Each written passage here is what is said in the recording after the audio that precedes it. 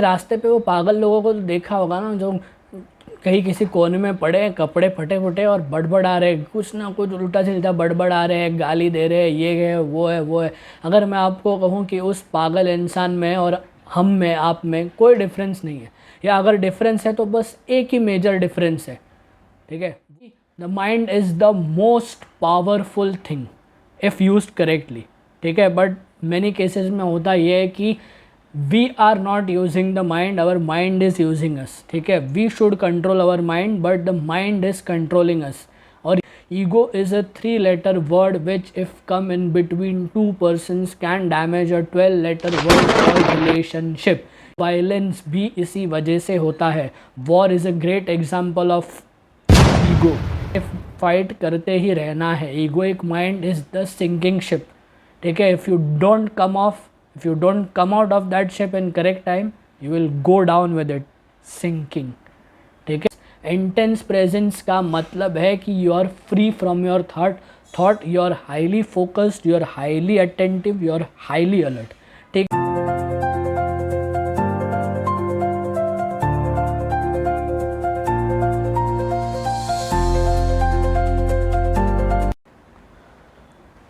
What's up, you bookish people?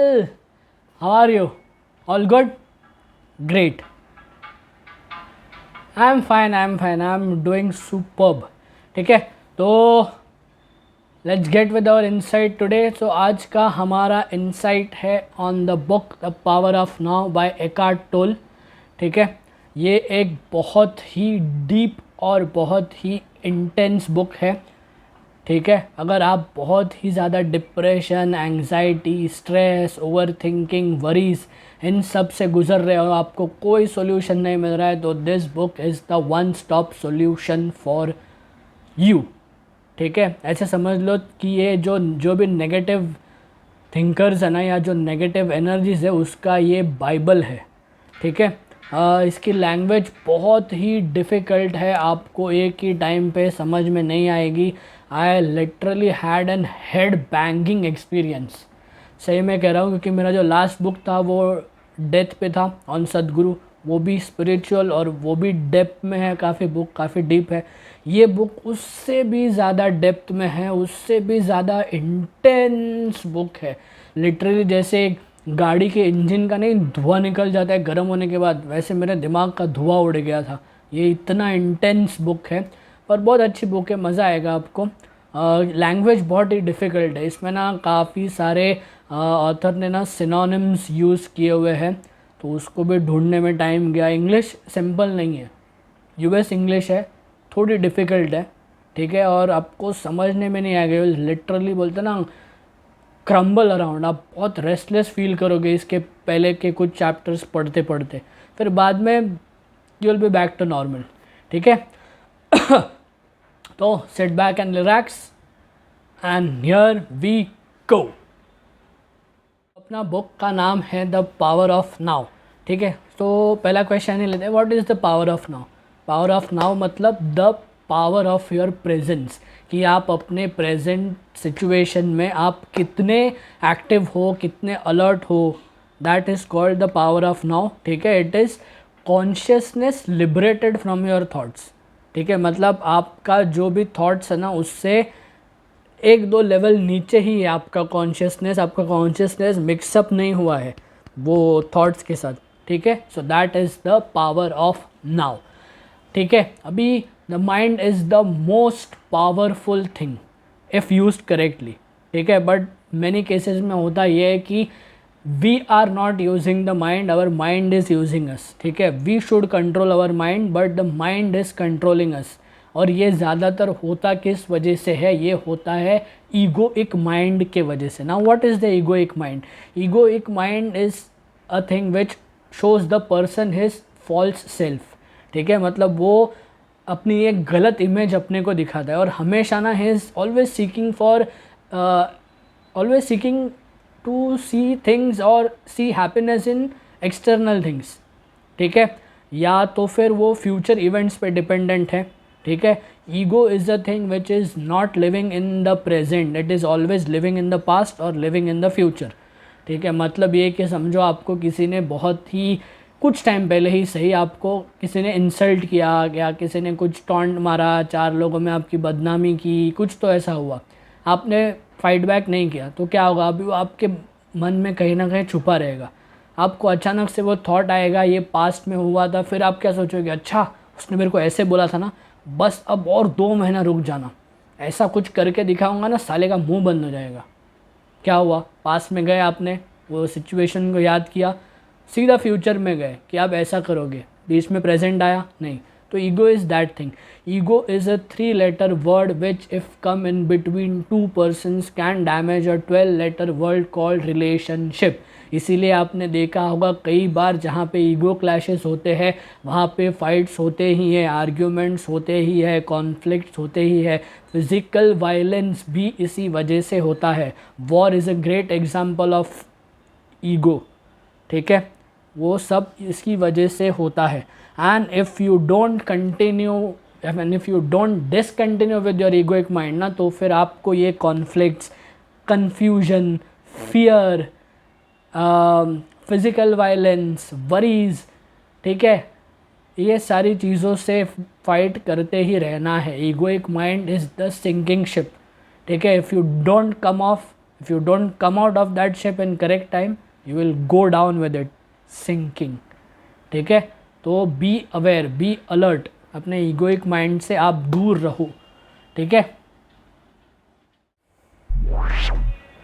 Okay, तो अपना next topic है freeing yourself from the mind. आपने रास्ते पे वो पागल लोगों को तो देखा होगा ना, जो कहीं किसी कोने में पड़े हैं, कपड़े फटे फटे और बड़बड़ा रहे, कुछ ना कुछ उल्टा सीधा बड़बड़ा रहे हैं, गाली दे रहे हैं, ये है वो है वो है। अगर मैं आपको कहूँ कि उस पागल इंसान में और हम में, आप में कोई डिफरेंस नहीं है, या अगर डिफरेंस है तो बस एक ही मेजर डिफरेंस है, ठीक है। वो क्या है कि वो जो पागल है ना, वो अपने दिमाग के थॉट्स ना ज़ोर ज़ोर से बड़बड़ा रहा है।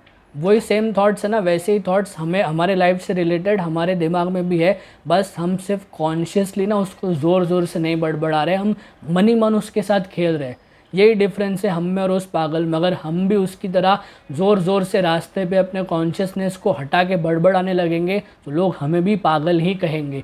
तो freeing yourself from the mind का मतलब है freeing yourself from the chattering of the mind. Continuous chatter होता है ना, या the relay of your thoughts, ठीक है, एक के बाद एक के बाद एक, या तो फिर कभी कभी रात को सोते टाइम में ना थॉट्स का एक चक्र चलता रहता है, आप सो ही नहीं पाते हो कंटिन्यूसली। तो freeing yourself from the thought. तो how can you free yourself from the thought is, first of all ना कॉन्शियसली ना लिसन टू द थॉट, ठीक है, उस थॉट को सुनो, ध्यान दो उस पर एकदम कॉन्शियसनेस के साथ, ठीक है। जो थॉट्स का जो रिपीटेशन हो रहा है ना, उस पर ज़्यादा ध्यान दो। ऑथर ने इसको कहा है वॉचिंग द थिंकर, ठीक है। उस थॉट्स को बस ध्यान दो, कुछ मत करो। वो थॉट्स ना रिपीटेटिवली आते रहेंगे, ठीक है। उस थॉट्स को जज मत करो, ठीक है, उस चीज़ को जस्टिफाई मत करने जाओ, बस ध्यान से उस थॉट्स को ऑब्जर्व करो, कैसे वो आपके माइंड में एंटर हुआ है और कैसे वो आपके माइंड में कंटिन्यूसली रहने का सोच रहा है। तो ये प्रोसेस है ना, इसको कहते हैं रियलाइजेशन। और जब आपने रियलाइजेशन को हिट किया है, a new level of consciousness has enter your body, और एक बार रियलाइजेशन आपके पास आ गया ना, तो वो जो भी थॉट आपके दिमाग में आया ना, वो सबसाइड कर जाएगा, वो इवेपोरेट हो जाएगा, वो उड़ जाएगा, क्योंकि आपने उसको अटेंशन नहीं दिया ना, आपने उस थॉट को अवॉइड किया, उसको डिस्टर्ब नहीं किया।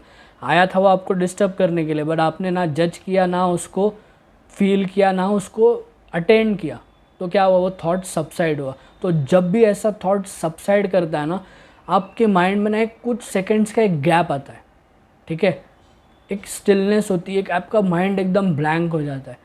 और जैसे जैसे आप ये टेक्निक को प्रैक्टिस करते जाओगे ना, वो गैप ना बढ़ते जाएगा, ठीक है।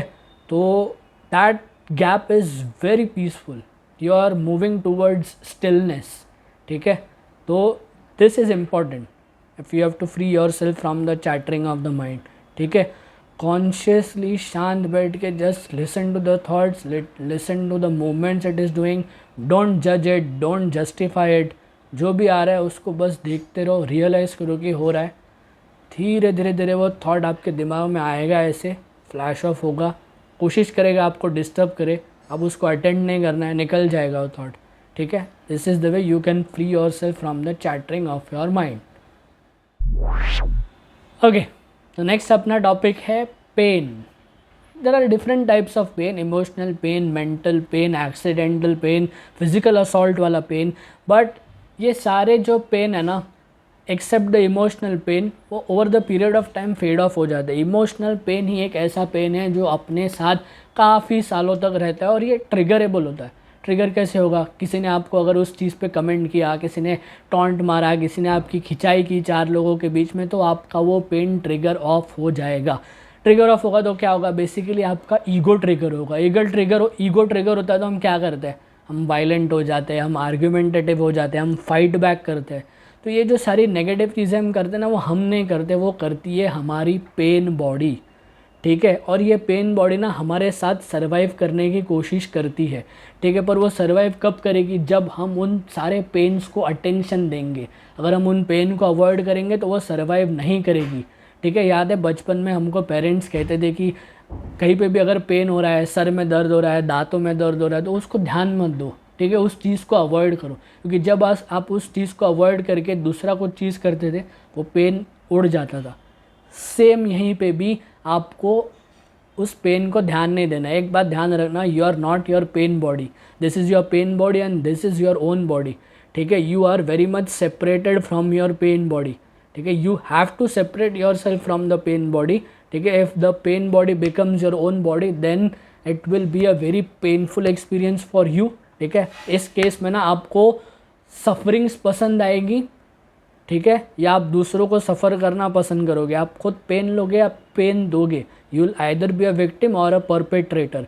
ठीक है, तो अपने को वो दोनों ही चीज़ें नहीं करनी है. ठीक है, तो always try to separate yourself from the pain body, otherwise it is gonna be disaster. Okay, तो अपना next and very important topic है breaking off with the pain body. तो कैसे करोगे? The only and only way to break off from the pain body is accept your pain. ठीक है, accept कर लो कि यस, हाँ, ये मेरे ही बुरे कर्मों का फल है, I have to face it. ठीक है, don't fight back it. Acceptance is the way of fighting it back. ठीक है, एक बात हमेशा ध्यान रखना, जब भी आप ये एक्सेप्टेंस वाली ट्रिक यूज़ करोगे ना, तो आपका वो पेन है ना, आपको अलग अलग ट्रिक्स यूज़ करके ना आपको ट्रिगर करने की कोशिश करेगा. ठीक है, आप एक डोर बंद करोगे दूसरे डोर से आएगा, ये डोर बंद करोगे बैक डोर से आएगा, बैक डोर बंद करोगे खिड़की से आएगा. ऐसे अलग अलग ट्रिक यूज़ करके ना वो आपको ट्रिगर करता रहेगा. बट आपको एक्सेप्टेंस पे फर्म रहना है. ठीक है, don't let the feeling turn into thinking. ये बहुत इंपॉर्टेंट है. जो भी आप फील करो उसको थॉट में मत कन्वर्ट करो. ठीक है, उस चीज़ को जज मत करो. ठीक है, all you have to do is stay focus, stay present, be alert. ठीक है, be a protector of your thoughts, be a protector of your inner peace. ठीक है, next our important topic is clock time and psychological time. ठीक है, अब psychological time मतलब क्या? कि सबसे पहले तो क्लॉक टाइम देखते हैं. क्लॉक टाइम का मतलब यहाँ पे ये है कि आपने जो भी पास में गलतियाँ की है ना, जो भी कांड किया है जिसकी वजह से आपको काफ़ी कुछ सहना पड़ा है, बदनामी सहनी पड़ी है या क्रिटिसिज्म सहना पड़ा है, आपको उस चीज़ की वजह से सेल्फ डाउट हो रहा है, तो ये जो भी चीज़ है ना आपने पास में की है, उस चीज़ से सीखो और आगे बढ़ो. ठीक है, this is your clock time.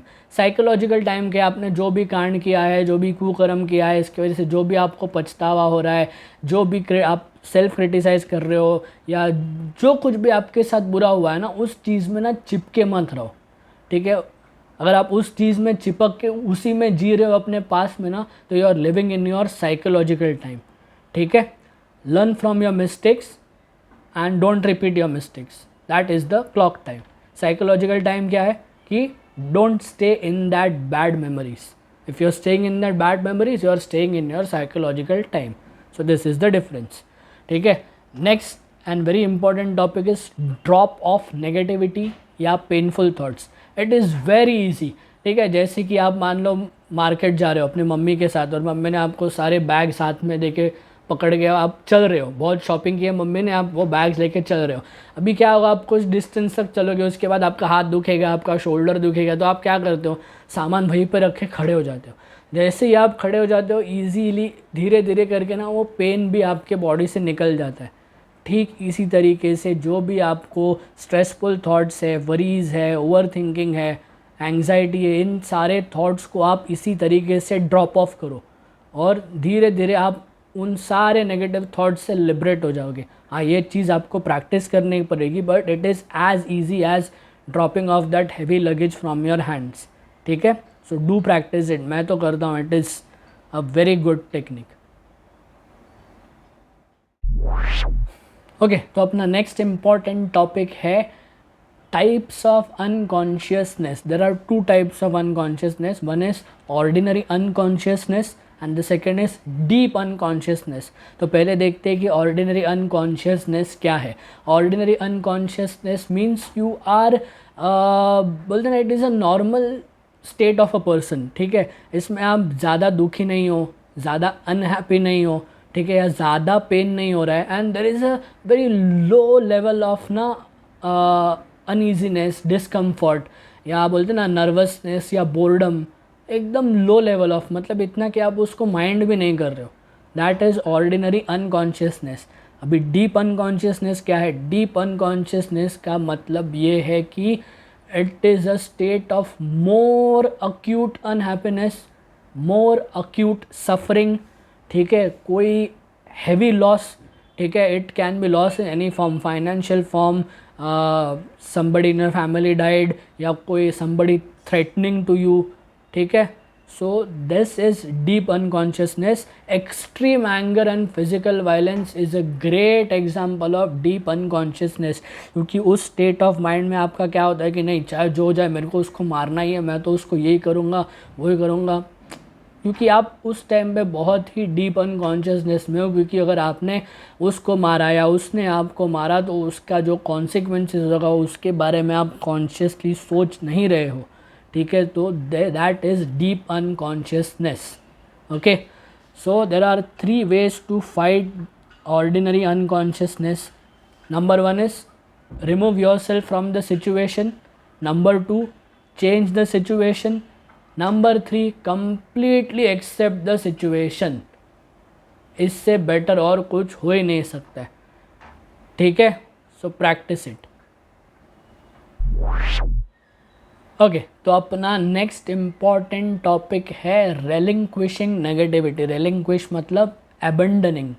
ठीक है, तो इस केस में ना मैं कुछ जानवरों का एग्जांपल लेना चाहूँगा, क्योंकि कई सारी चीज़ें ना हमें जानवरों से भी सीखनी चाहिए।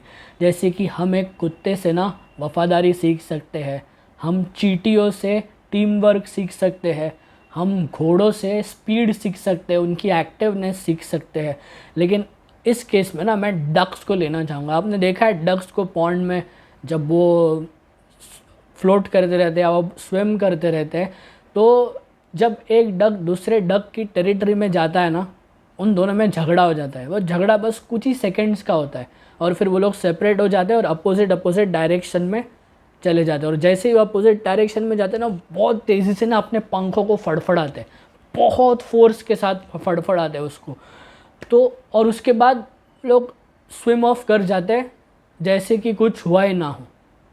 तो इस केस में भी हम इंसानों को उन डक से यही सीखना है कि जो भी आपके पास जो भी प्रॉब्लम्स आ रहे हैं ना, उसको पहले तो एक्सेप्ट करो, उससे फाइट करो। ठीक है, और फिर मूव ऑन करो, उसमें डूबे मत रहो। ठीक है, ये चीज़ हम उन डक से सीख सकते हैं, उसमें डूबे मत रहो, वहाँ से मूव ऑन करो जैसे कि कुछ हुआ ही ना हो। Start with a new beginning. ठीक है, ये चीज़ बहुत ही इम्पॉर्टेंट है। ठीक है, फ्लैपिंग ऑफ योर विंग्स मतलब वो नेगेटिविटी को फ्लैप ऑफ करो, ये बहुत ही ज़रूरी है।